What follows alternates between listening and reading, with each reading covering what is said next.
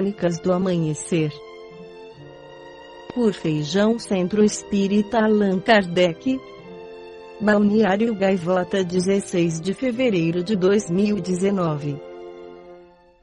Ministra Damares diz que Igreja perdeu espaço para a teoria da evolução nas escolas. Damares Alves ataca novamente.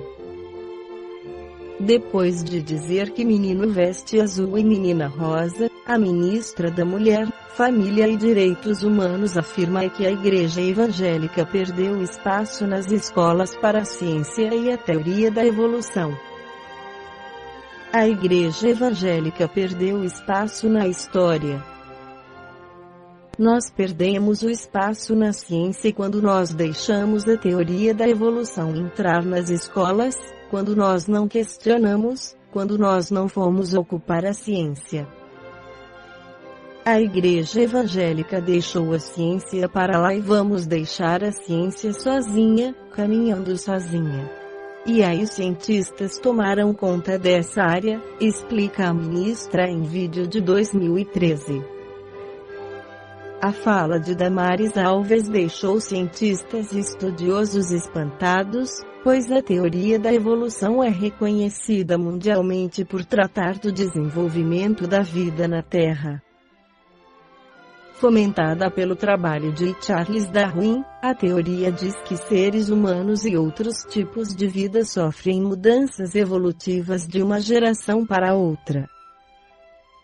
Em conversa com o G1, o professor de educação da Universidade de Brasília UNB, Luiz Araújo, criticou a declaração da ministra sobre enxergar a ciência como uma ameaça ao aprendizado. Ninguém deixou de ser cristão porque as escolas ensinam ciência. É nosso dever na educação transmitir os conhecimentos que são gerados pela humanidade, que vão evoluindo, afirmou. É assim que a humanidade evolui. Se o Brasil quer dar um salto para o futuro, ele não pode voltar para a Idade Média, pontuou. Contexto teológico. O Ministério da Mulher, Família e Direitos Humanos se manifestou por meio de nota, dizendo que a declaração ocorreu no contexto de uma exposição teológica e que não tem qualquer relação com as políticas públicas que serão fomentadas pela pasta. Damares Alves não se pronunciou. Em pouco mais de uma semana, essa é a segunda crise envolvendo o nome da pastora evangélica. Há alguns dias, ela chegou a dizer que o Enem pode atrapalhar as famílias. Na Globo News, Damares criticou a regra do SISU que permite ao estudante se candidatar a uma vaga em uma universidade longe de sua família e cidade natal. O menino lá do Rio Grande do Sul faz o Enem, ele passa no vestibular para a medicina lá no Amapá, que é o grande sonho dele e da família. Esse menino é tirado do contexto. Às vezes tem apenas 16 anos. Será que nós não poderíamos estar começando a pensar em políticas públicas, que este menino ficasse um pouco mais próximo da família? Ah, mas em outros países acontece. Mas nos outros países o papai tem dinheiro para ir lá na universidade visitar de vez em quando o filho. No mesmo vídeo das cores, Damares Alves celebra o início do que chama de nova era no Brasil. Com uma bandeira de Israel ao fundo, ela encerrou passando o recado: o Estado é laico, mas esta ministra é terrivelmente cristã. Todo mundo sabe que um ano antes de Darwin publicar seu famoso livro A Origem das Espécies, um famoso viajante e não menos famoso naturalista, Alfred Russel Wallace, já tinha proclamado que a seleção natural foi a causa da variabilidade das espécies. Seu livro, ou melhor, Memória, passou despercebido. Como explicar, então, a revolução que a obra de Darwin trouxe depois? A teoria de Darwin baseia-se nos 4 axiomas seguintes. 1. Na natureza não existem dois animais ou plantas com perfeita identidade. 2. Os descendentes tendem a herdar as peculiaridades de seus progenitores.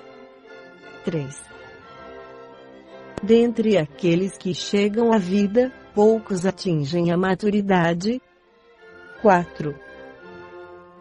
Aqueles que se adaptam bem ao meio ambiente em tomo são mais propensos a produzir descendentes. Wallace, tendo chegado ao mesmo tempo com M.R. Darwin a conclusões semelhantes sobre a origem e seleção das espécies, difere dele em um ponto importantíssimo, porque ele acredita que é preciso admitirmos uma inteligência superior para poder explicar a existência do homem. Seu conhecimento dos fenômenos do espiritismo dá a ele uma grande vantagem sobre M.R.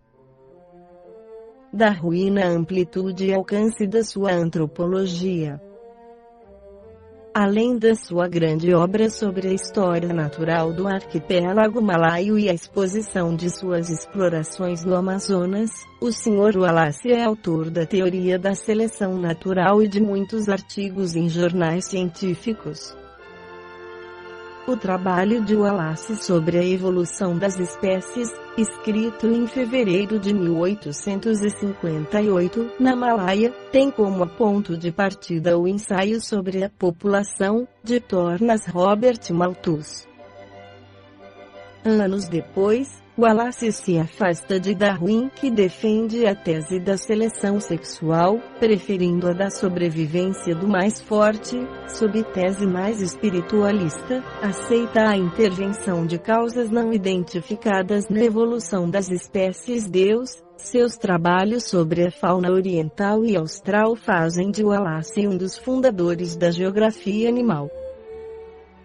Em 1892 recebeu a Medalha de Ouro da Sociedade Linneana, prêmio que se concede, todos os anos, a um botânico ou zoólogo cujo trabalho tenha importância significativa.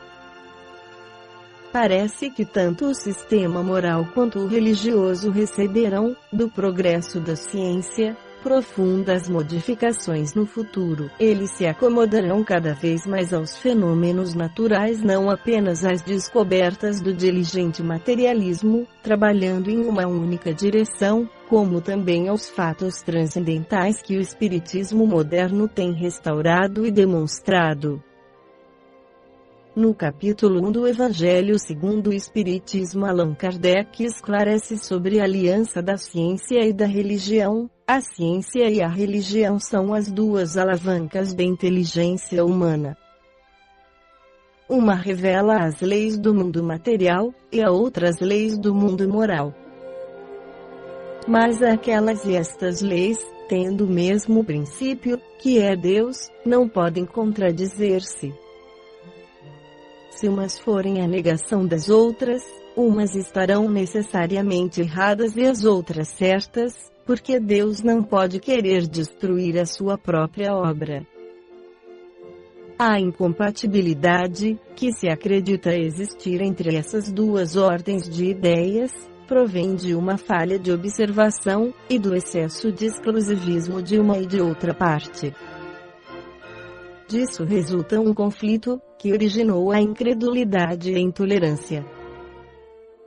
São chegados os tempos em que os ensinamentos do Cristo devem receber o seu complemento, em que o véu lançado intencionalmente sobre algumas partes dos ensinos deve ser levantado, em que a ciência, deixando de ser exclusivamente materialista, deve levar em conta o elemento espiritual, e em que a religião, deixando de desconhecer as leis orgânicas imutáveis, essas duas forças, apoiando-se mutuamente e marchando juntas, sirvam uma de apoio para a outra.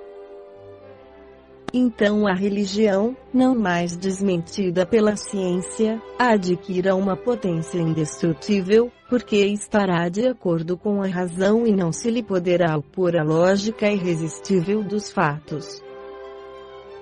A ciência e a religião não puderam entender-se até agora, porque, encarando cada uma as coisas do seu ponto de vista exclusivo, repeliam-se mutuamente.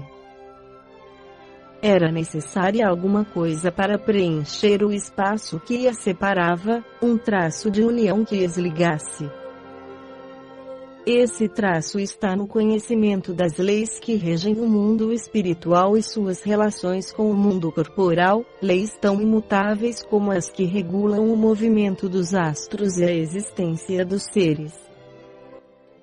Uma vez constatadas pela experiência essas relações, uma nova luz se fez a fé se dirigiu à razão, esta nada encontrou de lógico na fé, e o materialismo foi vencido. Mas nisto, como em tudo, há os que ficam retardados, até que sejam arrastados pelo movimento geral, que os esmagará, se quiserem resistir em vez de se entregarem.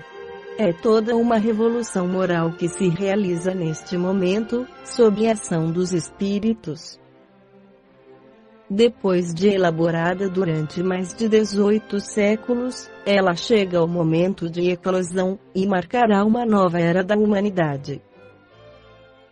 São fáceis de prever as suas consequências. Ela deve produzir inevitáveis modificações nas relações sociais, contra o que ninguém poderá opor-se, porque elas estão nos desígnios de Deus e são o resultado da lei do progresso, que é uma lei de Deus. Esta foi a crônica do amanhecer de 16 de fevereiro de 2019, por Feijão Centro Espírita Allan Kardec.